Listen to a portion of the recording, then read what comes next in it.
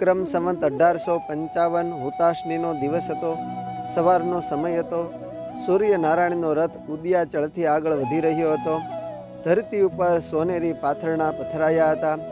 હાલ બારાના બુધેજ ગામનું ગોધણ જંગલોમાં ચારો ચરવા જઈ રહ્યું હતું. ગોરસથી સમગ્ર વાતાવરણ પવિત્ર બન્યું હતું. વૃક્ષો ઉપર પક્ષીઓ કલરવ કરી રહ્યા હતા. ગામની બહાર સુંદર તળાવ હતું.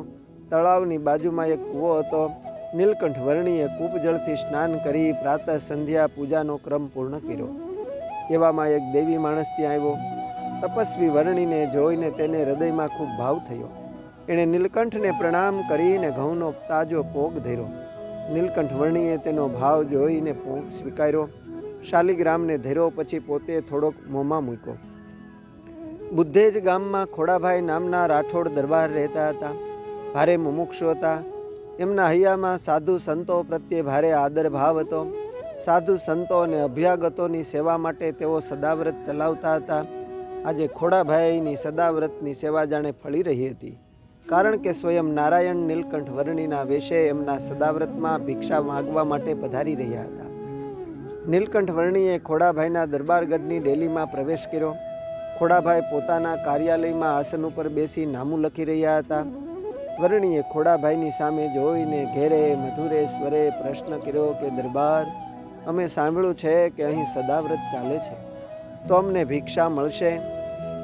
અનેક સાધુ સંતો અભ્યાગતોના આગમન ખોડાભાઈ માટે રોજિંદો ક્રમ હતો. નીલકંઠ વર્ણીનો મધુર સ્વર ખોડાભાઈના કાનમાં સેર્યો, પરંતુ નામું લખવામાં વ્યસ્ત ખોડાભાઈએ ઊંચું જોયા વિના જ રોજની આદત પ્રમાણે જવાબ આપ્યો કે બાવાજી, સામે ઓરડે સદાવ્રત ચાલે છે, ત્યાં જાઓ, તમને ભિક્ષા મળશે. ખોડાભાઈની આંખો એક અણમોલ અવસર ચૂકી ગઈ. નીલકંઠ વર્ણી સદાવ્રતને ઓરડે પધાર્યા. ખોડાભાઈની એક દાસી હતી, રળિયાત તેનું નામ હતું. ઘરકામ કરવું અને જે કોઈ સાધુ સંતો અભ્યાગતો આવે તેને સીધું આપવું એ એમનું કામ હતું. નીલકંઠે ઓરડાની ઓસરીમાં આવીને સચ્ચિદાનંદ હરેનો સાદ કરી ભિક્ષા યાચન કર્યું. સવારનો સમય હોવાથી રળિયાત દાસી ઘરકામમાં વ્યસ્ત હતી. એટલે એણે કહ્યું કે બાવાજી, હું ખૂબ જ કામમાં છું, તમે ધીરજ ધરો ને ઊભા રહો, થોડી વારમાં ભિક્ષા આપું છું.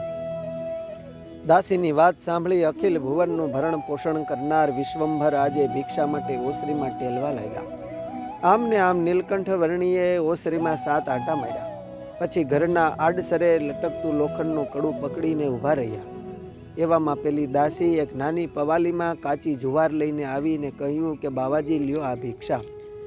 કાચી જુવાર જોઈને નીલકંઠ વર્ણી મર્મમાં હસ્યા અને બોલ્યા કે અરે મૈયા, ये कच्चे धान को मैं क्या करूं?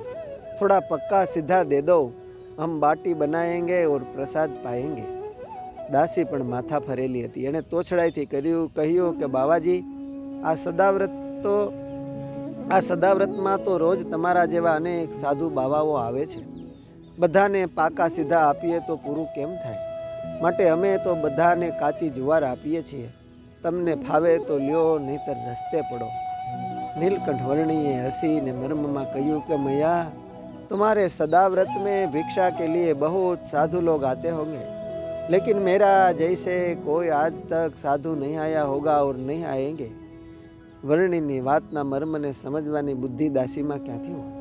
એણે ઠાવકું મોઢું રાખીને કહ્યું કે બાવાજી, તમારામાં કાંઈ નથી. તું તો પવન આવે તોય પડી જાય એવો શુક્લકડી છો. અહીં તો તારા કરતાંય ક્યાંય ઊંચા અને પાડા જેવા જાડા કેટલાય બાવાઓ આવે છે અને જુવાર લઈને ચાલતા થાય છે. તું પણ લઈને ચાલતો થા, નહીતર ભૂખે મરવાનો વારો આવશે. કહે કૃષ્ણ છે જોગી અનેકા, અમો જેવા છીએ અમે એકા. સુણી દાસી લાગી સમજાવા, બીજા આવે છે બહુ બહુ બાવા. ઊંચા તમથી ને તમ થકી જાડા, જેવા પાળેલા ઉન્મત પાડા. મોટા મોટા ને ચીપિયા વાળા, માથા ઉપર મોટી જટાળા. કોટે બાંધે મોટા મોટા પારા, રોજ પાશેર ગાંજો પીનારા. આખે અંગે ભભૂત લગાવે, નાના બાળકને બીવરાવે.